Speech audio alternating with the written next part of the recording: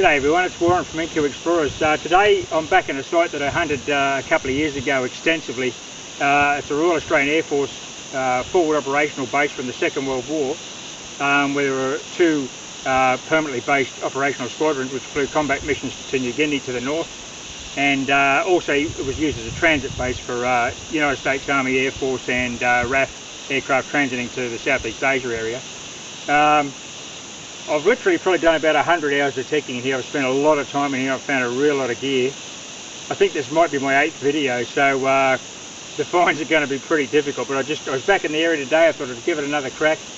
I've got the AT Pro International. Last time I was here I had the GTI 2500 with the concentric coil. Now, I did use the Double D 14-inch coil too, but this Double D coil on this AT Pro combined with the target ID system and the iron check makes a big difference in these relic sites. Not a lot of iron in here. I've only got my iron down on 30. I'll have a wander around. That direction there's a few camps where there's like old beer bottles, and there's a couple of old camp stretchers and things. So this direction is the main messing area where there's a boiler for the main mess kitchen.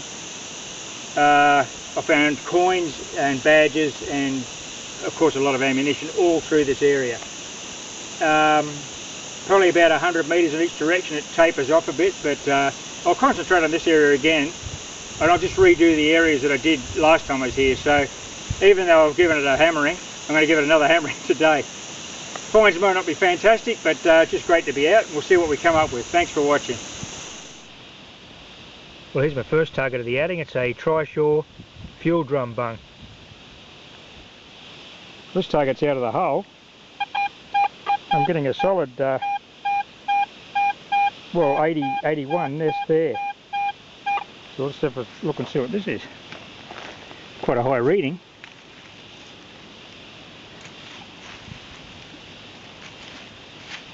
I believe I'm not far from the squadron buildings, because there's an old, see an old 44-gallon drum over there, and there's a bit of a concrete slab and a raised area in there. So anyway, I'll discover this target and I'll reveal what it is. Okay, my next target, a solid 80s, a 50 caliber shell, fired. Gee, these things are well preserved in this country. See if we can read that. Is it 43 or 42? Anyway, yeah, 50 caliber shell. Well, I've discovered one of the squadron headquarter buildings. You can see this is a concrete slab here. Would have been just a tent building, I imagine. And obviously a 44-gallon drum has been left behind. And this is quite an extensive piece of concrete. It goes right back up to those trees down there. So, oh, and there's another drum up in there. So this will be one of the headquarters buildings. I'm on the trail anyway. Just got another drum bung. It's a, at first I thought it was a Ream logo, but when I cleaned it, it's one I haven't seen before. It's Seela, S-E-E-L-A. I'll clean that up and I'll see what origin that is US or Australian. It's a Seela drum bung. Here's a surface find. It's I think, a lamp burner. I thought it was a thermostat at first. Is that a spring? Maybe it is a thermostat of some sort. Got a huge thermostat. Yeah, I don't think it's a lamp burner. Yeah, oh well. I don't know what that is, but it's large. Well, ammunition abounds as usual in a World War II site, and a lot of it's live. Here's a live 303 in glorious condition. Look at that thing. Beautiful. Well, that shows me that there was activity. It's been a bit quiet actually. I've turned on my iron audio just so I get all targets, and I was rewarded with this. So the boys have been through this area anyway. I'm about 50 metres from that concrete slab I discovered earlier.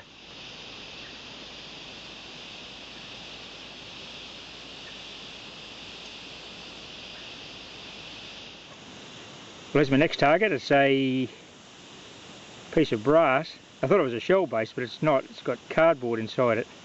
I've got no idea what that is. Well, here's my next two finds in the same hole. Solid 80s, both of them. First I got this one, which I guess is some sort of the keyhole mechanism that goes to this lock attachment. Probably off a cupboard or a trunk or some sort of cabinet like that. And just a few paces from those cabinet lock parts, so I find an old Aussie lockwood lock. That's a beauty. The hasps, of course, were steel. That's rusted off, but this is beautiful, beautifully cast brass. Look at that. Made in Australia, Lockwood. World War II padlock. Ripper. Well, this will give you an idea of the detecting conditions in here. It's the wet season. It gets heavily overgrown here, but it's still detectable. You can push your coil in amongst the grass.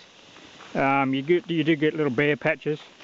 It's a nice loamy, grey sandy soil, so it's easy digging. You don't wear yourself out digging, but to comprehensively cover the ground is not easy, so you just sort of do patches each season, and that'll vary from year to year.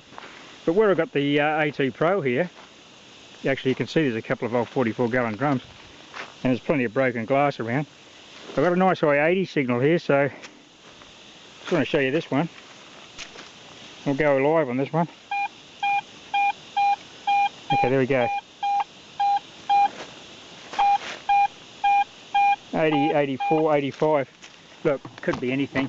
All these high quality metals that they used here, the brasses and the bronzes and the coppers, ring up beautifully on a metal detector, of course. So it may not necessarily be a coin or anything like that. What's this? Okay, I'm getting a lot of... Here's an old broken beer bottle. It's come out. So let's see what's in with that. I wonder if it's...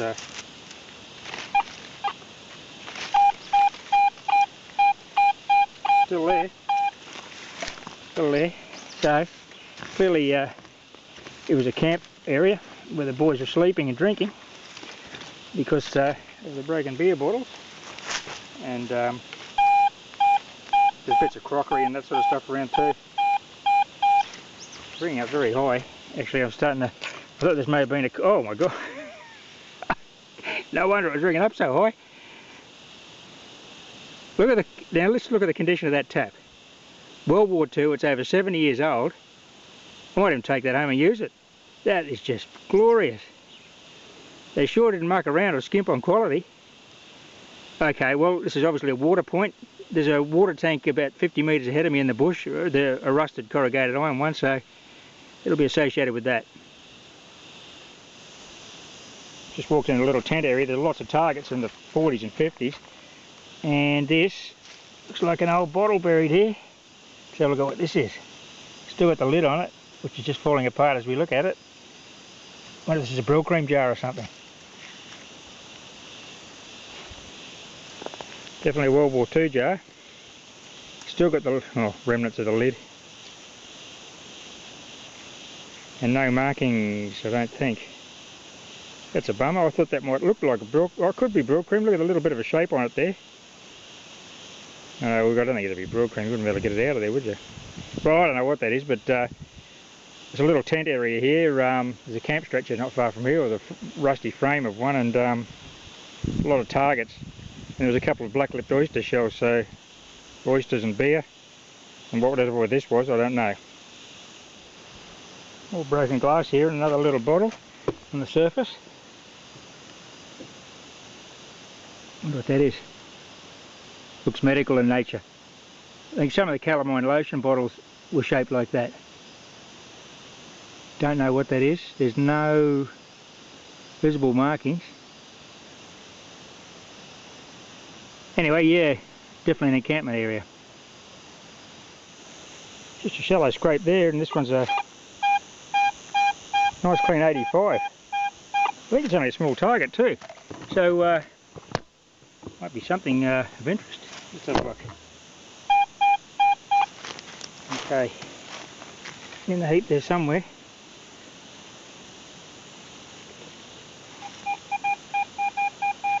Okay, I got it.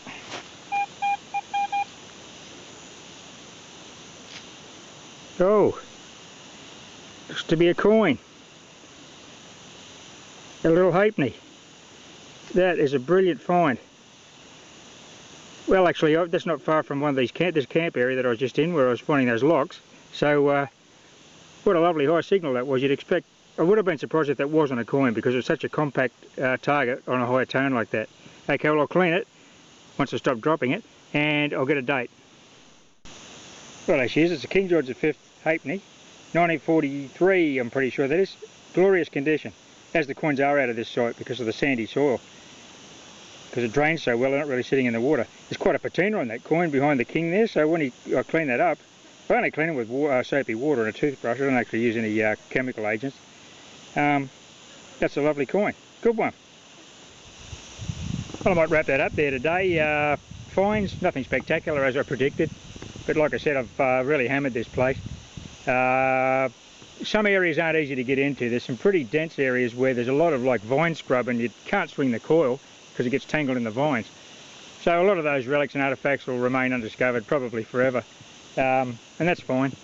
It's been a great day out, and I've really enjoyed it. It'll probably be my last trip in here. I mean, I'm not really getting, for the amount of time I put into it now, the finds aren't fantastic, but I just love unearthing this old history. If I can get one thing out of here, like that halfpenny, 1943 halfpenny, nothing special about that, but it is special to me because it was dropped by an airman who transited through here or worked here during the Second World War, a long way from home, and hopefully he made it back after the war, and he made it back safely to his family. But anyway, thanks for watching, everyone.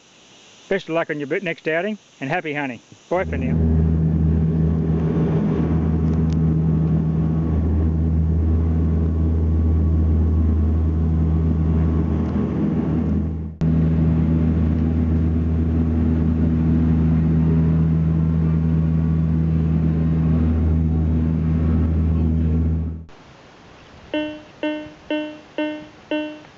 Check out this signal. I'm pretty confident this is going to be a good find. Just the leaf litter there, and it won't be far down. Ringing up high, it's saying it's a coin-size object.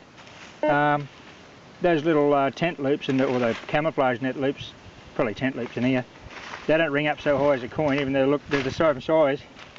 Of course, the hole in the middle, the conductivity is less, but this sounds great. Maybe another buckle. But even the 303, live 303s don't tend to ring up this high. We'll just go slow and see what we come up with.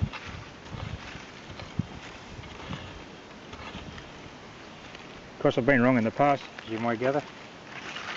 Okay, it's out. It's out of the hole. In here somewhere. It's no signal. Well, let's see what we got. Oi. Oh, and look at this. It's an Air Force cap badge. It's a R.A.A.F cap badge. I know, because I used to wear one. World War II cap badge. No way. Hang on, I'll just give it a quick clean, and I'll be back with the wash up shortly. Well, I'm back with what I just called the wash up, because I just washed it up. Have a look at that. It's a World War II Royal Australian Air Force cap badge. The quality of that moulding and the condition of that find, superb. Actually, I'll admit I have found these in the past, but they've been in generally in ghost towns where ex-servicemen have dropped them. But this is, I guess, what an archaeologist would call a contextual find. I found it at a frontline operational base, an Air Force badge. So that has made my week. That is just beautiful. Anyway, on we go. It's going to be hard to top that one. Okay, well, very first target of the hunt. That area up in there is where I've been finding the majority of items on this site. Coins, badges, buckles, and the cockatoos having a bit of a say too. Now I've sort of come around a bit further out into the scrub here to try to find any other encampments. I came around this area, between these two trees, got a lovely signal, scraped the ground once, and I think I got a big silver florin. Literally the first target of the hunt. Unbelievable. Yes, it is. It's a florin. Look at that. 1943. Unbelievable. I didn't, I mean, I've been here so many times, I didn't think there'd be too much left in this one small area I've been hunting, but there you go. That just goes to show you. I'll just give it a clean and we'll have a look at it. Well, I just put this florin up on this old fallen log to have a look at it. The interesting thing about florins is that in 1938, when they went to the new style of florin, it just says florin. There's no denomination on the coin, and it was the same for the shilling. Of course, a florin is 2 shillings, 24 pennies, and a shilling is 12 pennies. And this, during the World War II, this was quite amusing because the American servicemen in Australia are totally confused by this ridiculous currency, which had no denomination on it, being used to, as they were, of the American decimal system, $1.100. So a florin in Australia is just referred to as 2 bob or a florin. So like I said, there's no denomination on the coin, so there's no value printed on the coin, and the same with the shilling. So it caused a lot of mix-ups in pubs and that sort of thing early on, when Americans were trying to get their change. Anyway, on we go. Okay, the next one's a big one. It's a 20mm cannon shell, US round, M21A1, 1942, and I think the head stamp is NECO, Nico. I'll subtitulate information on that munitions works anyway. That's in pretty good condition. There's a little bit of a nick up the top here, but she's not squashed like the last one I found, so that's a ripper, 20mm shell.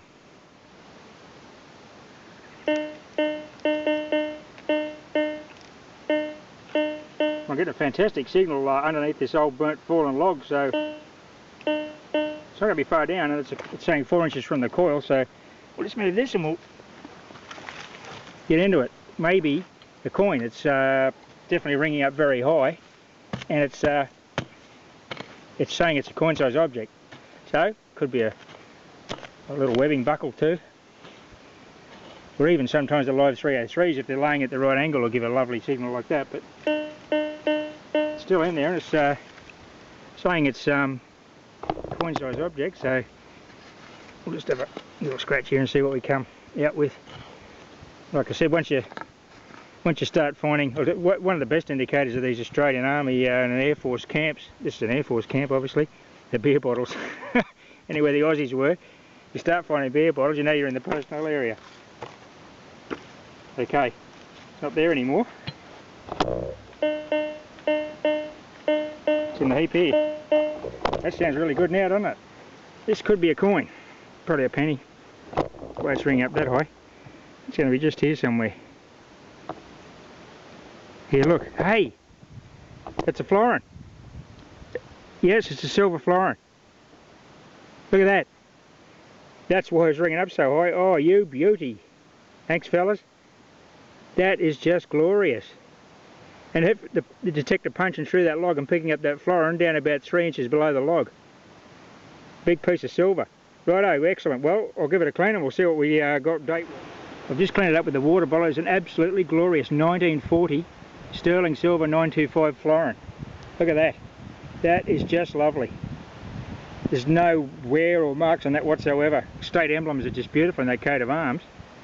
Well, that's a rewarding find, because I'd sort of given up on this area of the Air Force base because of it was undetectable with the grass, but now with this fire it's made a huge difference. Like I said, it's not really pleasant viewing, but anyway, and if I mean, here's an example. This is how that log sat over the top of that coin.